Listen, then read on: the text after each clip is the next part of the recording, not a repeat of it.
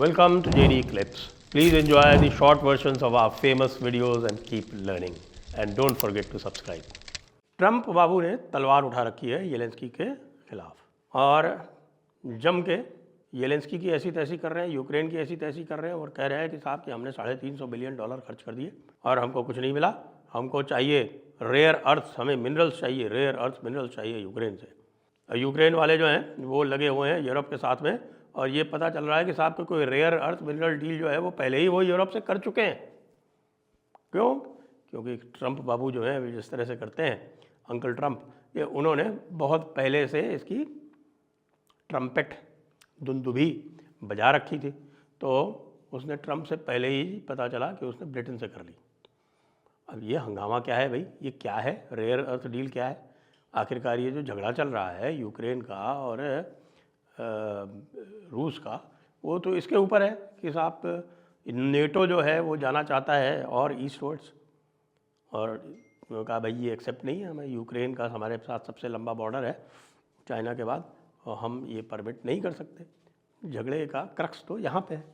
तो फिर ये हो क्या रहा है भाई? इसके लिए थोड़ा सा और पहले जाना पड़ेगा, ये देखना पड़ेगा कि भाई ये जो यूएसएसआर से रशिया बना और ये बाद में ये जो आप नेटो का नाटक हुआ वो सब क्या था।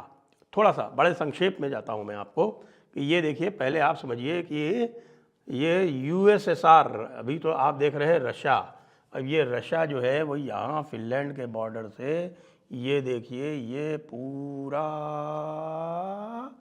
ये यहाँ तक, ये साहब ये रशिया है। ये है एक साखालिन आइलैंड, ये भी रशिया में है। उसके बाद यहाँ जो आप देख रहे हैं वो जाके बिल्कुल अलास्का में मिल जाता है। तो कितना बड़ा है रशिया, आप समझ लीजिए कि 1/3 of the world is Russia. इसके पहले इसमें 14 रिपब्लिक और हुआ करते थे। कौन से? ये आपके लाटविया, लिथुआनिया, एस्टोनिया और ये बेलारूस, ये है मोल्डोविया। तो ये एक हो गए, ये 4 और 5 और 1 6, 1 2 3 4 5 6 ये हो गए।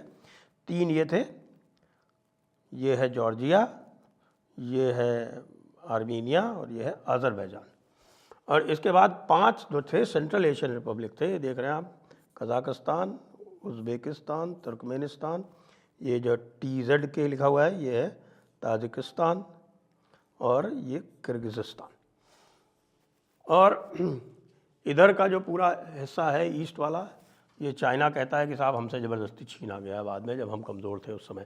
खैर वो अलग चीज़ है। तो ये पूरा का पूरा ये हुआ करता था यूएसएसआर। और यूएसएसआर से अमेरिका में, यूएसएसआर जब इकोनॉमिकली वीक हुआ, वो गोर्बाचेव नाम का एक बेवकूफ़ हुआ करता था, उसने कहा कि साहब ऐसा है कि आप हमें वेस्टर्न इकोनॉमी में शामिल कर लीजिए, हमको नेटो में शामिल कर लीजिए। और उन्होंने कहा हाँ हम कर लेंगे, आप ऐसा करिए कि आप अपनी जो बाकी जो 14 रिपब्लिक हैं उनको छोड़ दीजिए। तो भाई उन्होंने, ऐसा मूर्ख था कि उसने यूएसएसआर की 14 रिपब्लिक छोड़ दी। उन्हीं में से एक है यूक्रेन, ये यूक्रेन। तो अब उन्होंने बाद में धोखा देके और धीरे धीरे ईस्टवर्ड एक्सपेंशन शुरू कर दिया, पोलैंड में और इधर रोमानिया, ग्रीस वगैरह, ये सब पूरे, ग्रीस में तो पहले से थे ये। फिर बाद में 1994 में, फिर 1999 में, बाद में अभी रिसेंटली आपने देखा कि स्वीडन तक पहुंच गए। ये उन्होंने करना शुरू कर दिया। जब यूक्रेन में करना शुरू किया तब रशिया ने कहा कि no, we will not permit. तो यहाँ पर झगड़ा आता है अब यूक्रेन और रशिया का। जब रशिया ने इन्वेड कर दिया, और उसके पहले 2014 से पहले यानुकोविच एक हुआ करते थे रशिया फ्रेंडली, जो रशिया केवल यूक्रेन से न्यूट्रलिटी मांगता था। तो यानुकोविच हुआ करते थे, उन्होंने न्यूट्रलिटी के बेसिस पे वो बने थे प्रेसिडेंट, और वो थे तो उनको CIA ने, और ये आपका जो रिजीम चेंज ऑपरेशन होता है, विक्टोरिया न्यूलैंड वगैरह ने, स्टेट डिपार्टमेंट ने मिल के वहाँ पर एक जिसको बोलते हैं मैदान रेवोल्यूशन और कलर रेवोल्यूशन, ये करके उनको हटाया 2014 में। तो जब 2014 में उनको हटाया तब, अब मैं आता हूँ जरा, मैं यूक्रेन पर आ जाता हूँ, इस मैप को मैं जूम इन करके यूक्रेन पर लाता हूँ। तो 2014 में फिर जब ये इस तरह की हरकत की, यानी को उसको हटा दिया, उस समय रूस ये कह रहा था कि भाई ये जो हमारा ब्लैक सी फ्लीट है, यहाँ पे ये है सेवस्तोपुल, ये सेवस्तोपुल है, और ये आप देख रहे हैं ये है क्राइमिया। तो ये क्राइमिया में सेवस्तोपुल का वो ब्लैक सी फ्लीट चूँकि उनका यहाँ था, तो वो चाहते थे कि भाई ये ब्लैक सी फ्लीट का हमारे साथ में एक 15 साल का या 25 साल का एक एग्रीमेंट कर लो कि यहाँ पर हमारा वो ब्लैक सी फ्लीट रह जाए। उसके बारे में बातचीत चल रही थी, तब तक इन्होंने ये कू कर दिया। तो उसी टाइम ओबामा के टाइम क्राइमिया पूरा का पूरा इधर से जाके और क्राइमिया पर कब्जा कर लिया रूस ने। क्यों? क्योंकि वहाँ की पॉपुलेशन 70% रशियन थी, एक बात। दूसरी बात, क्राइमिया जो था वो ओरिजिनली रशिया का था, और ख्रुश्चेव जो कि एक यूक्रेनियन था, जब वो स्टालिन के बाद में वहाँ का जनरल सेक्रेटरी बना, प्रेसिडेंट बना, तब उसने क्राइमिया को यूक्रेन को दिया था। उन्होंने वापस ले लिया और फोर्स के थ्रू ले लिया, और ओबामा ने कुछ नहीं किया। अब झगड़ा शुरू होता है साहब जब 2022 में, अब हमारे ट्रम्प साहब क्या करें कि उनको रेयर अर्थ चाहिए। अब आप ये देखिए कि यहाँ से लेके ये जो पूरा एरिया है, ये यहाँ तक, ये पूरा रशिया के कब्ज़े में है, और इनका एक बड़ा यहाँ पर मारियुपोल करके एक पोर्ट है, वो भी रशिया के कब्ज़े में है। ओरिजिनल इनका ये रोस्टोव हुआ करता था, एक ही पोर्ट इनके पास रह गया था। अब इनके पास रोस्टोव भी है, मारियुपोल भी है, सेवस्तोपुल भी है, और ओडेसा पे ये जब चाहें तब हमला करके उसको भी कर सकते हैं। अब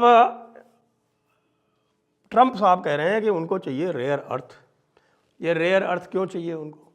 रेयर अर्थ जो है ये स्पेशल स्टील्स बनाने में काम आते हैं, जो कि ख़ास तौर से जो आर्मामेंट इंडस्ट्री है उसमें काम आते हैं। कौन से रेयर अर्थ हैं ये? विशेषकर जब रेयर अर्थ की बात की जाती है तो ये है लिथियम, ये है लिथियम, मैंगनीज, टाइटेनियम, गैलियम, निकल। ये जो मेजर जो रेयर अर्थ हैं, इनके इंडस्ट्रियल एप्लीकेशंस, और ख़ास तौर से आजकल का जो चल रहा है, ये आप चाहे सेमीकंडक्टर्स की बात करें और चीज़ों की बात करें, उसमें सब में इनका बहुत स्पेशल यूज़ होता है। प्लस जैसे लिथियम बहुत ही आवश्यक है आपकी पूरी ईवी इंडस्ट्री के लिए, और मैंगनीज, निकल, गैलियम, ये सारी चीज़ें जो हैं ये स्पेशलाइज स्टील बनाने में काम आती हैं। टाइटेनियम जो है एक लाइट वेट और बहुत ही टफ मेटल होता है, जिसकी वजह से जो लाइट वेट आर्मामेंट्स हैं, लाइट वेट टैंक्स इत्यादि हैं, वो सब इसके काम टाइटेनियम से बनते हैं। जैसे हमारा अभी ये जो जोरावर टैंक बन रहा है, या जो M777 जो गन्स हैं, ये सब टाइटेनियम से बनाए गए। तो ये इनको चाहिए, लेकिन समस्या ये है कि ये सारे के सारे जो क्षेत्र हैं, 1, 2, 3, ये तो सब रशिया के कब्जे में। केवल एक हिस्सा जो है वो यहाँ पर है, जिसमें से वो कुछ कर सकते हैं। वो भी बता रहे हैं कि माइनेबल नहीं है, उसकी माइनिंग आसानी से, इकोनॉमिक माइनिंग नहीं हो सकती। तो भाई ट्रम्प को किसने बेवकूफ़ बनाया हुआ है? ऐसा लग रहा है कि ट्रम्प को बिल्कुल यूरोपियंस ने और यूक्रेनियंस ने चने के झाड़ पे चढ़ा दिया है, और वो चने के झाड़ पे चढ़ के और मिनरल्स के लिए हल्ला कर रहा है, और वास्तव में मिनरल एग्जिस्ट ही नहीं करते हैं, और रशिया मज़े ले रहा है। और रशिया कह रहा है कि भाई ये जो भी तुमको चाहिए हमसे डील कर लो, यूक्रेन से डील करके तुमको क्या मिलेगा? यूक्रेन के पास ये चीज़ें हैं ही नहीं। अब ये लफड़ा लेके भाई साहब ट्रम्प जो हैं, वो उनका नाम ही उन्होंने अपना चेंज कर लिया है। उनका नाम अब डोनाल्ड ट्रम्प नहीं होके टैरिफ ट्रम्प हो गया है, और वो टैरिफ करते रहते हैं। और टैरिफ के मामले में इतना इन्होंने गड़बड़ सड़बड़ कर दिया है कि भाई वो टैरिफ के चक्कर में पूरे यूएस की मार्केट डाउन हो गई, जो डॉलर इंडेक्स है वो डाउन हो गया।